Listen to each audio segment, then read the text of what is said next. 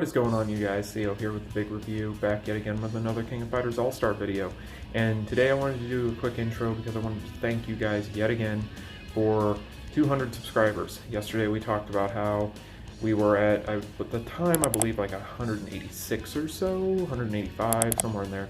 And today I wake up to over 202. And it's crazy that you guys support the videos the way that you do, but I appreciate all of you for everything, whether it's a comment, a like, a share, a subscribe. Anything that you do helps.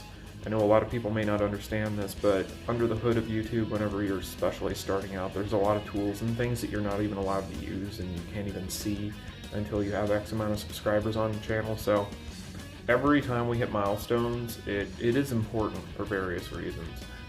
This one was more so to kind of, originally starting out, I know I've said this briefly, but originally starting out I really didn't have a whole lot of aspirations for what I was trying to accomplish with the channel. And the first, I guess, mini goal was 100 by New Year's. Well, when that happened very early on, it kind of became, okay, well, maybe 200 by Christmas, but it might be a pipe dream. And it wasn't, and it's because of you guys. So thank you all so much.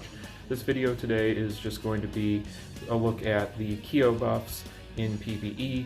And then we're also going to go over a few little news tidbits, open up our stocking that was given to us by Netmarble. So you guys will be able to enjoy all that, hopefully. But I appreciate all of you guys. I hope you enjoy your Christmas, enjoy your holiday, whatever it might be. Happy holidays to all of you. I appreciate you guys, and I'll see you in the next one. So here we have Nests Style Kyo, and today we're going to be taking him through a couple different game modes as best I can to get a read on his potential as a mobber, as a bosser, and just kind of general PvE usage. I know a lot of you guys in the comments have asked me about him. Needless to say, being that he's the poster child for the franchise, arguably. Kyo is definitely a fan favorite, so people are excited that he got this buff. I am too. I like this Kyo, and we're just going to go ahead and we're going to take a look at him. So when it comes to the things that changed with the recent update, we're going to talk about that first. So first thing is obviously not going to pertain too much to the conversation today, being that we're going to be talking about him in the realm of PvE.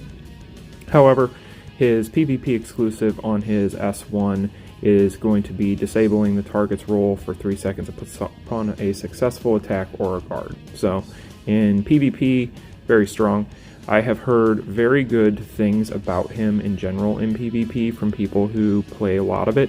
So for those of you who are wondering about his PvP viability, he is apparently now very good. So that is something that you guys can go ahead and check out for yourselves and kind of check and see. But yeah, he's looking pretty good. Now, as far as his other skills here, on his S2, he now has Interrupt. So this can now be used while being attacked, but of course only while standing, like any Interrupt skill will be. And then on his S3, you're going to have Hyper Armor, and that will give you Super Armor plus damage immunity for 3 seconds. And then he also had an update to his cores. So we're going to talk about that real quick. So when it comes to what happened with his cores, he is now going to have extra penetration.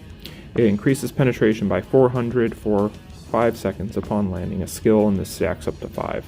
So basically, for those of you who do not know what penetration is, for lack of a better kind of term, basically it is a reduction, or it's basically going to be a penetration to defense. There's not a whole lot known about how it works totally as far as formulas and all that goes, but we do know that it basically is going to affect the defense of the opponent.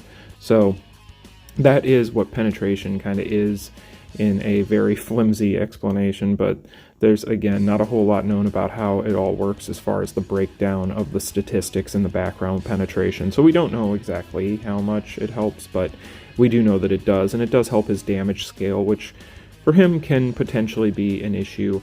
It's tough for me, and I will preface all of this with this. In a lot of this footage that you're about to see, like the Reviving Hells dungeon, I'm on tier 43, and I'm about to be moving on to tier 44. And obviously my Nests Style Kyo is level 30 Awakening. So anything that I do with him feels a little scaled back as far as his potential goes. I will say that I'm very happy with where he's at, but let's go ahead and take a look at that footage. But I felt like I should tell you guys that. I just don't feel like I can give you a 100% accurate read on him until I have him a little bit higher level so that he can kind of match what I am at, where I'm at. But let's go ahead and jump into the footage and take a look at how he performs. So admittedly, I don't have as much data on him because I didn't spend as much time on him as I would a character that I'm doing a big review for. And I do want to make sure that I am completely transparent here. There are certain modes that I was not able to take him into because they're just not available right now, so a lot can change with my opinion on Kyo right now with his buffs, but overall, I think I have at least a decent insight into kind of how he performs in PvE at this point, and I think he's very strong. I think that with Kyo, he really did need a little bit of extra help with his staying power. He needed something to give him a little bit of immunity, so that was definitely very nice. The penetration change, while on the surface seemed kind of uneventful, it actually helps his damage scale pretty well. So that was another thing that he kind of needed help with, and that definitely makes a difference. There are still going to be inherent flaws with Kyo that we'll talk about that are still going to kind of preclude him from being at the very top of the PvE ladder. But overall, when it comes to these buffs, they're definitely welcome and they're definitely beneficial to him. And I do think that overall the interrupt and the penetration change are the biggest difference for him in PvE. It definitely does make a difference whenever you're using him and taking down some of these more elite mob creatures or you're going at bosses. It just helps him do what he needs to do in order to survive. Whereas before, it seemed like he was just punching at a brick wall because he felt like he was kind of outdated, if I can just put it that way. Really, he seemed like he was just a little old, and there were just other characters that were going to outperform him inherently, and now it's not as obvious. So really though, when you talk about him, you're really only talking about him for specific things, because he is more, in my opinion, going to be niche if you're talking a full roster of characters that you can choose from. Who's going to be your go-to for burn, who's going to be your go-to for red, so on and so forth. I don't think that he is necessarily going to be able to match up to other characters that he is going to have to be compared to, specifically Rachel, who is our newest red balance character, who also has burn and also has the ridiculous 7 Night Stones and is also a free character. So it's easier to build her. It is going to be easier, obviously, to obtain her because really you just needed to have logged in during the 7 Nights event, so most of you should already have her, and you already know that she's pretty darn good. She's actually a character I've been using a ton this week because, obviously, like I have said, I'm going to be doing a big review on her. And overall, I don't think that he matches up to either of them as far as his mobbing goes, as far as his bossing goes.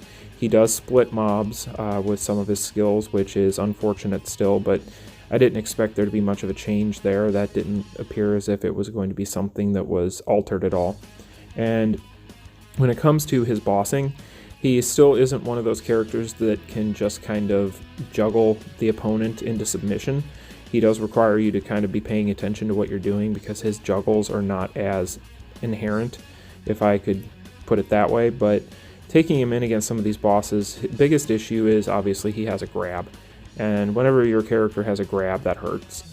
If people are going to ding Lady Geese for having a grab amongst other kind of goofy parts of her kit, then he has to get dinged for the same issue here because he's a strong pick, but he's not the pick, if that makes sense. If you had to tier list, since everybody loves their tier lists, if you had to tier him in PvE against other characters of his ilk, I'd have to put him firmly behind Kay and Rachel, both of which have 3 PG cards that they can kind of spam, which he does not, unfortunately, have a 3 PG card, and that does hurt his overall performance because his power charge rate is extremely fast, which gives him quite a bit of advantage when it comes to bossing. But then when you look at his card setup, it takes away that advantage from him, because as much as he would love to be able to spam finishers and be a clock stopper and do all these things, he doesn't necessarily have that flexibility in his kit. So that is another issue with him that I don't foresee a fix to in the near future. Hopefully one day that'll change and we will get a 3PG card for him, and then that will kind of change the conversation, I feel. But yeah, overall though, that's still going to be something that is going to hurt him. And at the end of the day though, I will say I do like Kyo. I think he is very strong now, and I do think that if you have him and you have memories for him and are thinking about building him, he's definitely worth the build. I would not dissuade you at all from doing so. Specifically, it would basically come down to how your red team looks, and red has started to get a lot of competition overall. I would say, you know, when you're talking about red now, it used to be red was a little bit weak, and then over the past couple of months, they've just really been ramping it up with some of these red characters. You know, it kind of started with Rock.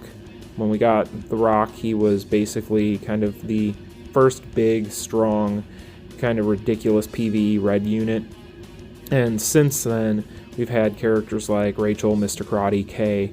All those characters have really just added to the red pool and made it very strong. So Kyo is going to struggle, I think, to find relevancy overall.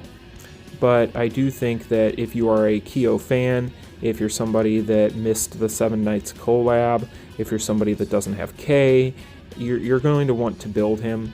And really, at the end of the day, with a burn character, you really want at least 2 good ones for some of these dungeons. And I don't think that Kyo would make a bad second whatsoever. You know, there's nothing, I'm not trying to tell you that he sucks at all. He doesn't suck. He's very good. It's just that when you're talking about these characters, you have to look at the big picture and look at all of the different circumstances surrounding kind of their position in the game.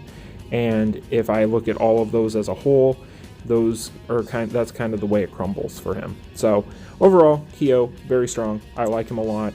I would definitely recommend building him up. Like I said, you will need 2 burn units in general. So probably a very, very strong second choice for that. Otherwise, like I said, Rachel and Kay are still going to outperform him 99% of the time in these PvE modes for various reasons, whether it's their leadership skills, whether it comes down to just their 3PG cards, or their damage output, stones, what have you. But yeah, that is pretty much what I feel about Kyo. Maybe you guys feel differently, let me know in the comments, but let's go ahead and move on to the next topic. And the next topic is going to be the Christmas rewards that we were given. And they came in the form of Santa Claus's Elite Lucky Stocking. We're all going to be getting this. It is actually a update on the forum telling us that we will all be getting this today. So as you can see here, it'll be in your inbox, and this is the contents. It's actually pretty good. You know, people are going to complain, oh, we didn't get a Fest selection ticket. Well, yeah, we didn't get a Fest selection ticket. I don't know what to tell you. But we do get 10 times All-Star tickets. So that's a multi. We get 100 of the caps. We get a 10 time on the on the card banner, which, as you can see here, has all your Fest cards in there. So maybe you'll get lucky. We'll go ahead and open these in a second. You get 300 Rainbow Souls, which is really cool for a lot of people that are in need of those. And then you get 1,000,000 gold. So overall, pretty strong. I am happy with this. You know, for freebies, that's a pretty cool little stocking. So let's go ahead and open it up. It should be in here, I would assume. Yeah, there it is.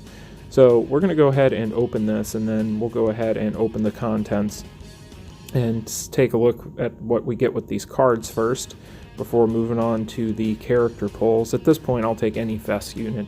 So when we get there, anything will be better than nothing. But then we got red. Let's see. Oh wow! Hey, look at that. That's nice. Oh well. Okay. Sure. Whatever. I mean, cool. That was, the cards weren't great, but that was a pretty stacked ticket. Neat. Okay, cool. Well, let's move on. Hopefully we get as lucky here. I mean, good lord, could you imagine? Like 4 Fests? Yikes. No, that's not gonna happen. We'll be lucky to get 1. But let's see what we get here. Nothing. We get nothing. But okay, well, overall, still really cool. Hopefully you guys get luckier than I did. But yeah, that is going to be available today. You can go ahead and log in, pick it up. But like I said, there's some pretty cool items in there. So I definitely would recommend. I guess we'll just open this. No, nothing. But yeah, so that is going to be your Christmas rewards for 2020, guys. No word yet if there's going to be additional rewards later on, but if there are, I will be sure to let you guys know. But I'm sure that they'll tell us here very, very shortly if there is. So moving on here, one last thing I wanted to kind of go over is Immortal Typhoon is back, and for those of you who are unaware of who Immortal Typhoon is, he's a jerk. I hate Immortal Typhoon. This is the one Immortal that I'm not close on. Like, the rest of them, I'm within probably 100 million or so, close to probably the actual goal. But this guy here, can't seem to get the right balance. I've seen very few people that have actually been able to finish this guy. There's not a lot of data out there. I do know there's a little bit of strong discussion going on in the Discord about it, and hopefully we can kind of figure it out. But overall, this Immortal Typhoon, he'll be back for a week like the rest of them, but if you guys can figure out kind of a strong strategy for him or a setup of characters, let me know in the comments. But he is definitely one of the few that I haven't been able to kind of pin down yet. So in this run, we ended up doing better than some of our previous runs in the past, but still, we're not there. I'm not feeling it yet. So I hate this Immortal Typhoon. Some of these Immortals, it's like beating the world's most annoying pinata. It's like, just give me your rubies. Give them to me. But yeah, so he's going to be back for a week, so we have another week to kind of brainstorm and test things and trial and error. I spent a good hour or maybe hour and a half on him last night. I was able to get to, I think, max about like 250 million damage on him, so definitely a far cry from the 400 plus that I'm able to achieve on any of these other ones. But yeah, Immortal Typhoon is back for a week, so that's one last thing that I kind of wanted to bring up to you guys. He did switch over, so it's looking like, kind of just to round things up here, that we're going to probably have a little bit of a lull, thankfully, at least for me, on content with the game for the next few days with the holiday, and then it's going to ramp back up with the Korean live stream on the 28th. Again, I do fully 100% expect that we will be seeing the reveal of the Boss Syndrome characters there. No word yet on any information as it pertains to those. We still don't have a good insight into what we're looking at there. I'm trying to be sparing with what I spend right now, just in case. So I would recommend you guys do the same. I know that Jeanette looks very enticing for a lot of reasons, but refrain. So my recommendation would be hold off until the 28th. I do believe that she will still be rate up by the time we see that stream. So that'll at least give us kind of the red light or the green light on that. I'm not fully convinced that they're going to be banner characters. It could be that these characters are going to come along as a reward or an unlockable in some way, shape, or form, but time will tell. There's no information as it pertains to that. It's all speculation. But anyway, guys, that is today's video. I hope you all enjoyed it. If you did, make sure that you hit that like button and subscribe. It helps me out a ton as a new YouTuber. We'll maybe be back with a showcase video for Rachel tomorrow. If not, you guys enjoy your holiday, and I will see you all in the next one. Peace. Continue.